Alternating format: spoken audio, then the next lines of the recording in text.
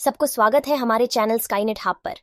शुरू करने से पहले बता दूं, आपने अगर हमारी पहली 2 चैप्टर नहीं पढ़ी है तो उसके लिंक हमने डिस्क्रिप्शन में दे दिया है। आप अभी जाकर चेक कर सकते हैं। अगर हमारी वीडियो आपको थोड़ी सी भी अच्छी लगे तो चैनल को सब्सक्राइब करके हमारा साथ दीजिए और कमेंट करके बताइए कि आपको वीडियो कैसा लगा। तो चलिए शुरू करते हैं मिस्टिंग वेल्थ के अगली चैप्टर। अध्याय 3 निवेश की शक्ति को उजागर करना।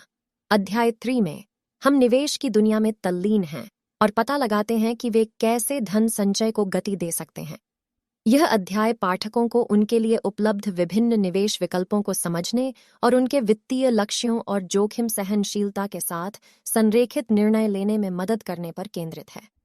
हम स्टॉक, बॉन्ड, रियल एस्टेट और उद्यमिता जैसे विभिन्न निवेश विकल्पों को शुरू करते हैं। हम प्रत्येक निवेश वाहन से जुड़े संभावित लाभों और जोखिमों की व्याख्या करते हैं, जो इस बात का विस्तृत अवलोकन प्रदान करते हैं कि वे दीर्घकालिक धन वृद्धि में कैसे योगदान कर सकते हैं। जब निवेश की बात आती है तो जोखिम और प्रतिफल को समझना आवश्यक है। हम जोखिम सहिष्णुता की अवधारणा पर चर्चा करते हैं और पाठकों को जोखिम के विभिन्न स्तरों के साथ अपने स्वयं के आराम स्तर का आकलन करने में सहायता करते हैं। जोखिम को समझकर व्यक्ति उन प्रकार के निवेशों के बारे में सूचित निर्णय ले सकते हैं जो उनके वित्तीय लक्ष्यों के लिए सबसे उपयुक्त हों। हम विविधीकरण के महत्व पर जोर देते हैं। विभिन्न परिसंपत्ति वर्गों और क्षेत्रों में निवेश फैलाकर व्यक्ति जोखिम को कम कर सकते हैं और रिटर्न में संभावित वृद्धि कर सकते हैं। हम विविधीकरण के लाभों पर चर्चा करते हैं और एक अच्छी तरह से विविध निवेश पोर्टफोलियो बनाने के लिए रणनीतियां प्रदान करते हैं। हम दीर्घकालिक धन निर्माण रणनीतियों की अवधारणा का भी पता लगाते हैं। निवेश जल्दी जल्दी अमीर बनने की योजना नहीं है। इसके लिए धैर्य और लंबी अवधि पर ध्यान देने की आवश्यकता है। हम चक्रवृद्धि ब्याज की शक्ति पर चर्चा करते हैं और यह कैसे समय के साथ धन संचय को महत्वपूर्ण रूप से प्रभावित कर सकते हैं। इस पूरे अध्याय में हम म्यूचुअल फंड, इंडेक्स फंड और एक्सचेंज ट्रेडेड फंड (ETF) जैसे निवेश वाहनों को पेश करते हैं। हम उनके फायदे, नुकसान और कैसे उनका उपयोग एक पूर्ण निवेश पोर्टफोलियो बनाने के लिए किया जा सकता है के बारे में बताते हैं। हम सूचित रहने और निवेश के बारे में खुद को लगातार शिक्षित करने के महत्व पर जोर देते हैं। पाठकों को प्रोत्साहित किया जाता है कि वे शोध करें और निवेश के मूल सिद्धांतों को समझें, वित्तीय समाचार पढ़ें और विश्वसनीय वित्तीय पेशेवरों से सलाह लेने पर विचार करें। इसके अलावा हम नियमित रूप से निवेश पोर्टफोलियो की समीक्षा और पुनर्संतुलन के महत्व पर बात करते हैं। जैसे जैसे वित्तीय लक्ष्य और बाजार की स्थितियां बदलती हैं, इष्टतम परिसंपत्ति आवंटन बनाए रखने के लिए तदनुसार निवेश को समायोजित करना महत्वपूर्ण है। अंत में हम पेशेवर मार्गदर्शन प्राप्त करने के संभावित लाभों पर प्रकाश डालते हैं। वित्तीय सलाहकार या निवेश पेशेवर व्यक्तिगत सलाह प्रदान कर सकते हैं और व्यक्तियों को निवेश परिदृश्य की जटिलताओं को नेविगेट करने में मदद कर सकते हैं। इस अध्याय के अंत तक पाठकों को विभिन्न निवेश विकल्पों, जोखिम प्रबंधन रणनीतियों और दीर्घकालिक परिप्रेक्ष्य के महत्व की ठोस समझ होनी चाहिए।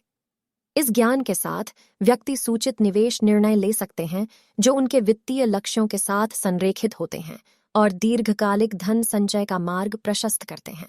धन्यवाद। इसके साथ हमारी चैप्टर 3 खत्म होता है। चलिए बढ़ते हैं अगली चैप्टर की तरफ। अध्याय 4 आय के कई तरीके उत्पन्न करने की कला।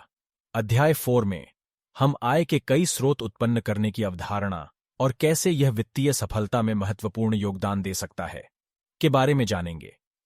यह अध्याय व्यक्तियों के लिए अपनी आय के स्रोतों का विस्तार करने और वित्तीय स्थिरता बनाने के लिए विभिन्न रणनीतियों और अवसरों की पड़ताल करता है। हम आय स्रोतों में विविधता लाने के महत्व पर जोर देकर शुरू करते हैं।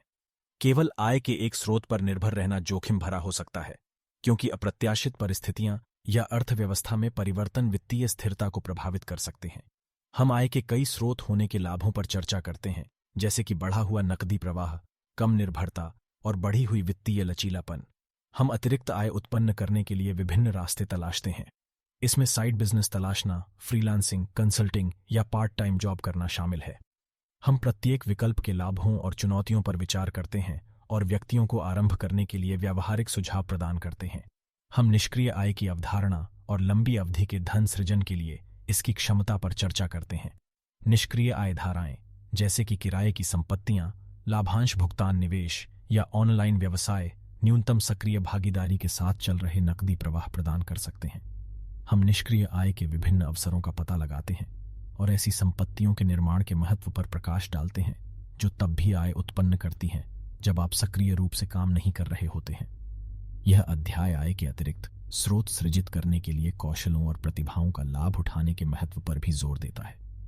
हम पाठकों को उनकी अनूठी क्षमताओं की पहचान करने और उन्हें मुद्रीकृत करने के तरीके खोजने के लिए प्रोत्साहित करते हैं। इसमें सेवाओं की पेशकश, डिजिटल उत्पाद बनाना या ग्राहकों को आकर्षित करने के लिए ऑनलाइन उपस्थिति विकसित करना शामिल हो सकता है। हम मापनीयता की अवधारणा और यह कैसे आय वृद्धि में योगदान कर सकते हैं में तल्लीन हैं। हम व्यापक दर्शकों या ग्राहक आधार तक पहुंचने के लिए आय सृजन गतिविधियों को बढ़ाने के लिए प्रौद्योगिकी और स्वचालन का लाभ उठाने की क्षमता का पता लगाते हैं। इसके अतिरिक्त हम कई आय धाराओं का अनुसरण करते समय प्रभावी ढंग से समय प्रबंधन के महत्व पर चर्चा करते हैं। विभिन्न प्रयासों को संतुलित करने के लिए सावधानीपूर्वक योजना, प्राथमिकता और समय प्रबंधन कौशल की आवश्यकता होती है। हम उत्पादकता को अनुकूलित करने और काम और व्यक्तिगत जीवन के बीच संतुलन खोजने के लिए व्यावहारिक रणनीतियां प्रदान करते हैं। इस पूरे अध्याय में हम निरंतर सीखने और अनुकूलन की आवश्यकता पर जोर देते हैं। आय परिदृश्य हमेशा विकसित हो रहा है और व्यक्तियों को उद्योग के रुझानों पर अद्यतन रहने और नए अवसरों को गले लगाने की आवश्यकता है। हम पाठकों को उनकी आय सृजन क्षमता को बढ़ाने के लिए उनके व्यक्तिगत और व्यावसायिक विकास में निवेश करने के लिए प्रोत्साहित करते हैं। इस अध्याय के अंत तक पाठकों को आय के कई स्रोत उत्पन्न करने के लिए उपलब्ध विभिन्न रणनीतियों और अवसरों की व्यापक समझ होनी चाहिए। उन्हें अलग अलग रास्तों का पता लगाने, अपने कौशल का लाभ उठाने और नकदी प्रवाह और वित्तीय स्थिरता में वृद्धि की संभावना को अपनाने के लिए सशक्त महसूस करना चाहिए। यही प्रमाण चैप्टर 4 खत्म होता है। अगली चैप्टर में हम बात करेंगे कि कैसे संपत्ति बनाने के लिए कर्ज को कम करने के महत्व पर जोर दें, उच्च ब्याज वाले ऋणों को प्राथमिकता देने और पुनर्भुगतान योजना बनाने जैसी ऋण प्रबंधन और कम करने के लिए रणनीतियों का सुझाव दें। सोच समझकर खर्च करने के विकल्प बनाकर अनावश्यक कर्ज से बचने की सलाह दें। तब तक के लिए जुड़े रहिए हमारे साथ और चैनल को सब्सक्राइब करके साइड में रखे बेल आइकन को दबा दें ताकि हम जब भी कोई नई वीडियो डालें सबसे पहले अब तक पहुंचे। धन्यवाद। आपका दिन शुभ हो।